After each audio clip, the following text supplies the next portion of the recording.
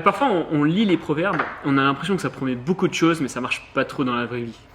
Si on regarde ensemble le début de Proverbes chapitre 3, on voit verset 1, « Obéissez à la parole de Dieu », et verset 2, « Alors vous aurez la vie longue et prospère ». Verset 3, « Si vous attachez avec fidélité à l'amour de Dieu », alors verset 4, la conséquence, c'est d'avoir une bonne réputation devant Dieu, devant les hommes. Verset 7, « Si vous craignez l'Éternel, vous écartez du mal », alors verset 8, conséquence, vous vivrez en bonne santé.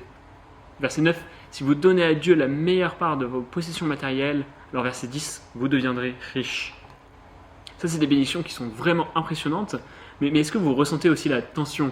On n'a pas besoin d'être chrétien très très longtemps pour savoir que ce n'est pas l'expérience de tout le monde. Là, c'est aux portes ouvertes, elle nous dit que dans le monde, il y a plus ou moins 380 millions de chrétiens qui sont persécutés pour leur foi. Ça, ce n'est pas des promesses qu'on retrouve dans ces versets dans Proverbes.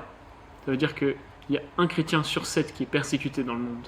Et plus proche de vous, vous connaissez peut-être, ou peut-être que ça vous concerne, des chrétiens qui ne vivent pas en bonne santé et qui ne sont pas toujours riches. Ça, c'est une tension qu'on ne voit pas toujours dans le livre de Proverbes. Mais c'est important de sentir cette difficulté, cette dissonance, si on veut bien comprendre comment fonctionne le livre de Proverbes. Et là, ensemble, on va avoir deux mauvaises solutions à ce problème. La première mauvaise solution, ce serait de dire, soit le livre de Proverbes, il n'a jamais été vrai, soit il était vrai avant, au temps de l'Ancien Testament, mais il n'est plus vrai aujourd'hui. Et la deuxième mauvaise manière de comprendre ce problème, ce serait une logique qui fonctionne comme ça. Premièrement, les proverbes, ce sont des promesses littérales.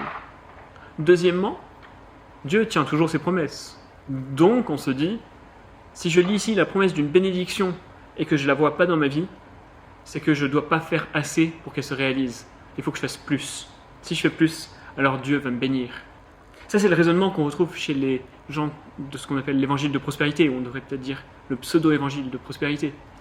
C'est des gens qui vont vous prendre Proverbe 3, les versets 7 et 8, et vont vous dire, si vous n'êtes pas assez riche, c'est que vous ne faites pas assez.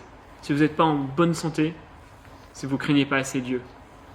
Si vous voulez être riche, si vous voulez être en bonne santé, donnez plus à l'église, craignez plus Dieu, et ça va tout régler. On peut imaginer une autre version de ce raisonnement. Proverbe 22, verset 6 nous dit « Oriente le jeune garçon sur la voie qu'il doit suivre.